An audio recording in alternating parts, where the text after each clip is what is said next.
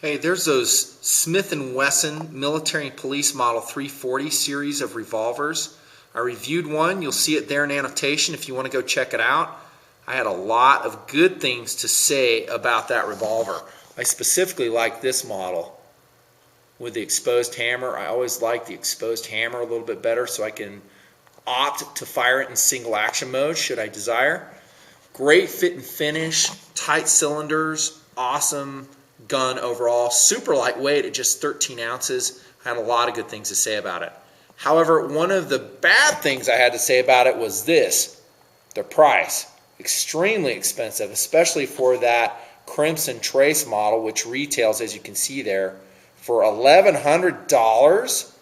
Yeah, it's scandium framed alloy and all that special stuff, super lightweight, but that is a lot of money, especially for a 5-shot 38 special revolver. So enter this gun here, the Taurus Model 85. Pardon me while I clip back into the mothership. I mentioned this gun when I did that Smith and Wesson review, and I mentioned it as an option. And here it is in the flesh, a version of the Taurus Model 85, one of their most popular revolvers they sell. Now, just like the Smith and Wesson, it's going to fill that same POU or philosophy of use. It's going to be a primary concealed carry gun for a lot of civilians.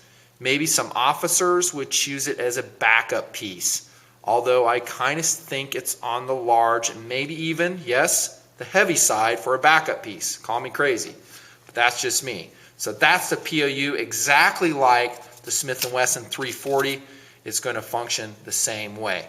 Now, when you get a more affordable option like this, and this is going to basically run well less than half of that Smith & Wesson 340. So maybe around the $350 range, maybe even around $325. Just depends on where you go to get your guns and what kind of deal you can get it. Heck, nowadays, that's just if you can find it, period. Guns are hard to find, and anywhere you find it, you might just have to pay the price that comes along with it if you want it. That's a bummer, but hopefully that situation will improve. But when you go with a lower cost gun, that means you're probably giving something up, aren't you? And in the version of the Taurus, specifically this model, let me get the model number right, it is the 85SS2UL model. You're going to gain a few more ounces over that Smith & Wesson. Specifically, 16.5 ounces is what this gun weighs. And that is a little bit surprising because when I look in the Taurus catalog, it lists it as being around 12.5 ounces. But as far as I know, this is a current version. Maybe I have an older one. Don't know. This one weighs 16 ounces. So yeah, weight-wise, it's going to be a little bit more than the Smith & Wesson. However, you know, is that difference, the 3-ounce difference or maybe 3.5-ounce difference, you know, worth the $500 of price difference? I would say probably not. You know, I would probably opt to go with the Taurus. Just depends, you know, unless you're just made of money. The size to me is pretty close to the 340 and other subcompact style revolvers, maybe along the J-frame types with Smith & Wesson. Very similar in size. And the firepower, same. No surprise, it's going to have a 5-shot 38 special plus P rated cylinder and gun overall. And I definitely recommend carrying plus P loads if you're going to carry this gun for defensive purposes. Not standard pressure 38 special. Definitely plus P. And as far as practice goes, go ahead and practice with standard pressure and enjoy it. It's going to be more cost effective for you, of course, and less blast and recoil. Just an aside. Firepower on these revolvers is not their strong suit. It never has been, and I've said that in my other reviews. 5 shots blows. You know, compared to some other options, heck, even a Walther PPK beats it. And I'm not even talking about an S model. Just a regular Walther PPK beats it by 1 round. Plus, in my opinion, it can load faster than the revolver. That's just a given. Now, some revolver aficionados will go, oh man, I can reload that thing really fast. Yeah, no doubt. I'm talking about overall for most users, I think the semi-automatic pistol is a quicker reloading platform. That's just the way it is. And it doesn't have that thicker cylinder that we have to contend with when we do decide to carry it in a concealed fashion. That cylinder is a thick dimension, and you're going to have to figure out how to best carry it in your application. Just a thought. Accuracy, I don't know much about because I haven't fired the Taurus Model 85. I apologize, I just haven't. But I would think it would be on par with other snub-nosed 38 specials. These are not target guns, nor are they outfitted with target sights. They are basically designed for close range encounters. You can see that it's just a groove in the back. Nice front blade, by the way. I kind of wish it had a higher contrast on it. But these are close range fighting guns. I would say they are probably accurate out to 15 yards. If you decide to go to single action, you might improve that a little bit if you're a good shooter and know how to control your breathing and trigger control. But accuracy will be adequate for the POU. I'm not going to give you an inch accuracy because I just don't have that data with me right now. But for what they're designed to do, I think it would put all the rounds into a palm-sized area at a reasonable fighting distance, as I've mentioned. I like the ergonomics on the 85. I think the grips are excellent. Granted, they're the rubber grips, and along with that, we have to keep in mind that it will grab clothing and maybe make your shirt grab on it and present your gun when you don't want to present it. If you're working an inside the waistband carry method, just a thought, could happen. But if you can get past that, and the fact that you're only going to probably fit about 2 fingers on the grip, which for me is never an issue. I don't think that hurts my accuracy or controllability at all. You're going to like it. Very comfortable.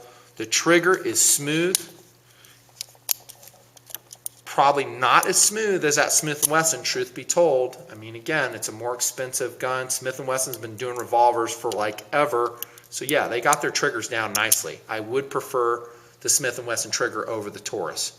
It is just a little bit gritty in there, and the double action trigger pull is not impressive.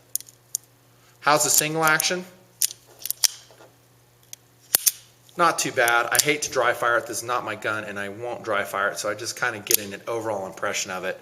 Not too bad. The Smith & Wesson on both accounts will win, truth be told, against this Model 85 Ultralight. That's the way it is. But the overall feel is nice. The sights I've already shown you are adequate for what the POU is.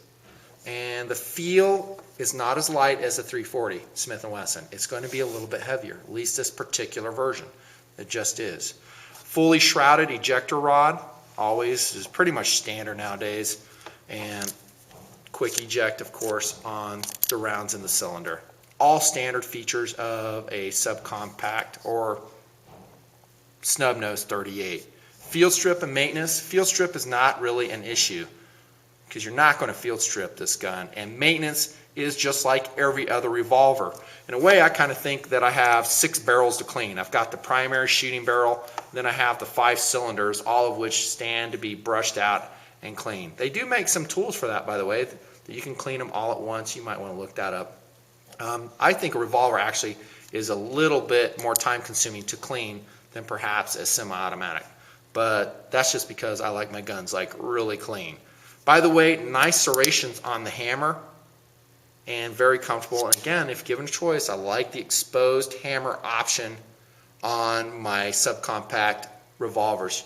Now, some guys don't. They want to have that completely concealed. I know Bucket Nuster feels that way, so he can fire within a pocket. I understand that. Not me. I like the exposed hammer option. Always have, always will. My favorite actually is the shrouded hammers. I think I've told you this on some of the Smith & Wesson J-frame, like the not Centennials, but the Bodyguard.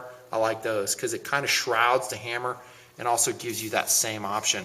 I could swap over and show you in the catalog, but I'm not going to spend the time. Cool. Accessories, don't expect much. There's really not much you can accessorize on this gun. It's got milled-in sights, so they're not replaceable.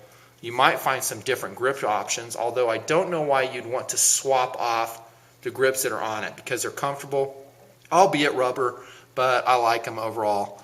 And the versatility will be somewhat limited. I mean, not a target gun, not really a recreational firearm. This is a defensive gun that guys and gals are going to carry to defend their lives with. That's the POU. Not too versatile, and it doesn't stray too far from that. I think the value is excellent for what you get. Just like most, not all Taurus firearms. They do an excellent job of putting together a decent product with decent fit and finish, maybe not the best out there. Like I said, I think the Smith and Wesson fit and finish and overall quality is better. The trigger's better. By the way, there's no cylinder movement at all in the unlocked position on the Taurus 85. Very nice with that. But overall, I'm going to rate the quality on the 85 as good. You know, I wouldn't say excellent. It just isn't. I mean, if you look at the cylinder release button, that's a telling thing. I mean, it's just not as machined as precisely as perhaps a Smith and Wesson 340. That's just me. You know, we're kind of getting into the second kind of cool there, aren't we? Fit and finish and just the overall package of how it makes us feel when we handle it. But overall, decent value, and heck, less than half the price of a Smith and Wesson. It's a slam dunk, really. Durability and reliability, from what I know of these Taurus revolvers, is excellent. And I've had no one tell me otherwise, nor have I read anything that would contradict that. The accuracy, I'm going back to accuracy, probably not as good as the Smith and Wesson, but like I said, adequate. Track record for what it is excellent from what I know. If you know something different, if you are an owner, I don't want to hear hearsay in the comments. I don't ever care about that, or forum rumors or groupthink. All that is pretty much unwelcomed nonsense at the Nutnfancy Project. If you own it and you've shot the Taurus 85, tell us what you think about it. And if you're owner, we value your opinion on the gun. But I bet you it's going to be pretty darn favorable. Yes, it's 3 ounces heavier than the very expensive, very cool Smith and Wesson 340 military and police, but it's also less than half the price, offering the same firepower and basically the same utility, accuracy, and firepower. It's Nutnfancy's quick review of the very high value Taurus Model 85 Ultralight.